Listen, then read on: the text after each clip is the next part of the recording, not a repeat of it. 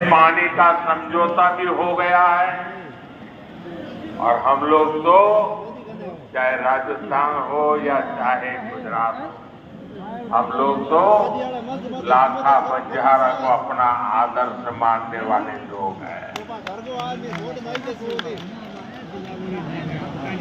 हमारा संकल्प है कि हम राजस्थान के हर घर तक पानी पहुंचाएं। साथियों, कांग्रेस की सोच ही विकास विरोधी है।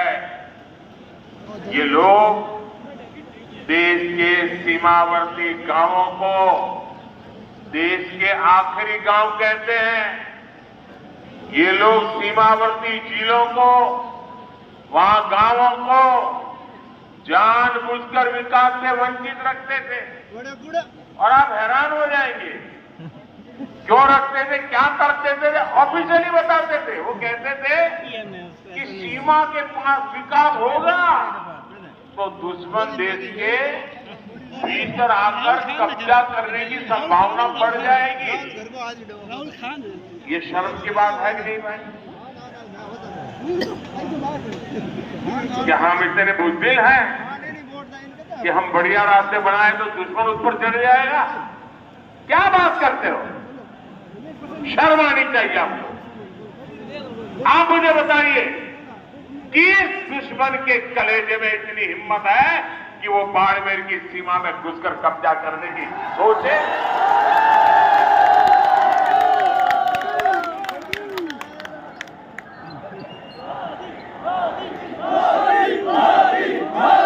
हिम्मत किसी में? भाइयों बहनों, हम सीमावर्ती इलाकों को, सीमावर्ती गांवों को आखिरी गांव नहीं, देश का प्रथम गांव मानते हैं। हमारे लिए देश की सीमा यहां पूरी नहीं होती है, हमारे यहां से देश शुरू होता है। आज अगर देश में 4 करोड़ गरीबों को पीएम आवास मिले हैं, तो मेरे बाड़मेर को भी 2.25 लाख गरीबों को पक्के आवास का लाभ मिला है। भाजपा सरकार देश की आखिरी सीमा तक सड़कें और हाईवेज बना रही है। हमने बाड़मेर में मेडिकल कॉलेज भी खोला है। आज सीमावर्ती बाड़मेर में 72,000 करोड़ रुपए लागत की रिफाइनरी शुरू होने जा रही है।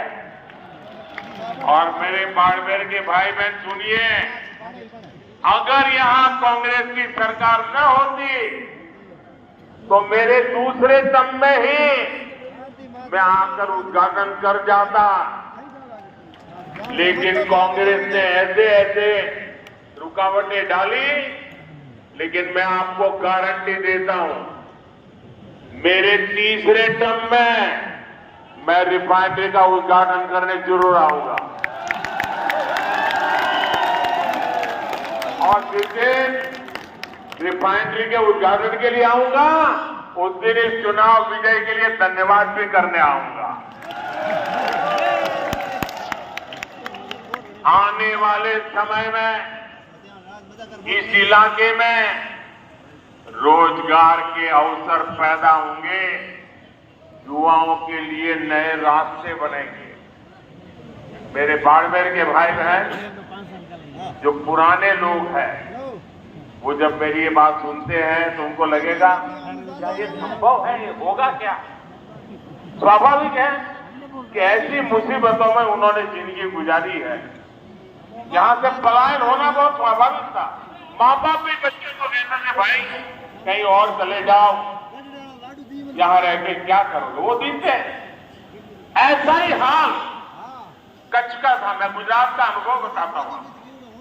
कच्छ का भी हाल ऐसा ही था। लेकिन 2001 के भूकंप के बाद गुजरात के लोगों ने मुझे सेवा का मौका दिया। आज पूरे हिंदुस्तान का सबसे तेज विकास करने वाले जो जिले हैं उसमें आज कच्छ जिला पहुंच गया है।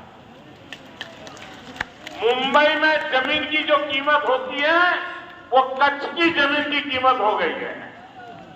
अगर कच्छ बदल सकता है तो बाड़मेर बदल सकता है कि नहीं बदल सकता है? बदल सकता है नहीं बदल सकता है? मैं ये करके आया हूं और इसलिए मैं गारंटी देता हूं ये भी मैं करके रहूंगा। यहां के एयरपोर्ट में भी पिछली सरकार ने जमकर रोड़े अटकाए। अगर कांग्रेस ने बेवजह ब्रेक न लगाया होता तो यहां का एयरपोर्ट 2 साल पहले ही चालू हो जाता। साथियों, कांग्रेस ने जिन लोगों को दस्तक तक नहीं पूछा